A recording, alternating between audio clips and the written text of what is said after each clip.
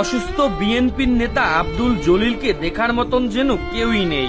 মাধবপাশা ইউনিয়নের ৯ নং ওয়ার্ডের সাবেক সভাপতি আব্দুল জলিল কে দেখতে ও খোঁজখবর নিতে তারেক রহমানের পক্ষ থেকে উপহার নিয়ে বাসায় গেলেন বরিশাল জেলা ছাত্রদলের সংগ্রামী সহসভাপতি সবুজ আকন। আমাদের জলিল চাচা, সে বিএনপির একনিষ্ঠ কর্মী, দীর্ঘদিন যাবৎ সে দলের সাথে ছিল। আপনার কিছুদিন আগেও সে একটি কথা বলছিল, মাস ৪-৫ আগে, যে মরার আগের দিন যদি আমি একটু শেখ হাসিনার পতনটা দেখে যেতে পারতাম, আল্লাহর কাছে একটাই চাওয়া। সম্ভবত আল্লাহ জলিল চাচার কথাটা শুনছে। আর সে দলের লোক, বাংলাদেশ জাতীয়তাবাদী দল বিএনপি একনিষ্ঠ লোক, বাবুগঞ্জ উপজেলা বিএনপি নেতা। সে দীর্ঘদিন যাবৎ অসুস্থ, আমরা তাকে দেখতে আসছি। তারপরে এর আগে সে 14 নির্বাচনের পর 18 নির্বাচনের আগে সে দীর্ঘদিন জেলে ছিল রাজনৈতিক মামলায়। শৈলেছে শেখ হাসিনার মিথ্যা মামলায় সে জেলে ছিল, 28 দিন কারাবরণ করছিল সে। আমরা সবাই তার সুস্থতা কামনা করছি এবং দেশ নেত্রী বেগম খালেদা জিয়ার জন্য, তারেক রহমানের জন্য আপনি দোয়া করবেন। আর তাদের নির্দেশনাই আমরা আপনাকে দেখতে আসছি।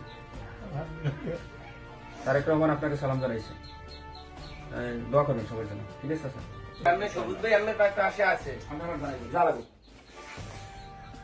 আমরা ট্রিটমেন্ট করতে যা লাগুক আপনি আমার জানাইবেন, আমি আপনার জন্য সব করবো।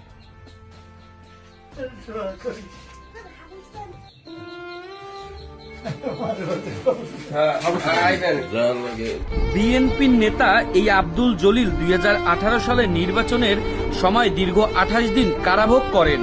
এই আব্দুল জলিলের শেষ ইচ্ছে ছিল তার মৃত্যুর আগেই যেন সাবেক প্রধানমন্ত্রী শেখ হাসিনার পতন হয়। ছাত্রদল নেতা সবুজ আকন তার বাসায় যাওয়ার পরে সবুজ আকনকে দেখে হৃদয় বিদারক কান্নায় ভেঙে পড়লেন আব্দুল জলিল। আব্দুল জলিলের চিকিৎসার জন্য যেসব খরচ প্রয়োজন সব খরচই বহন করতে চান বরিশাল জেলা ছাত্রদলের সহসভাপতি সবুজ আকন।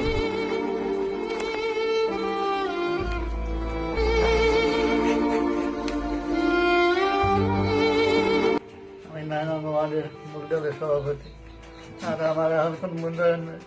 আচ্ছা, আজকে সবুজ ছিল, আমার সবুজের সাথে আরো লোকজন ছিল, তারাই আমার দেখে গেছে।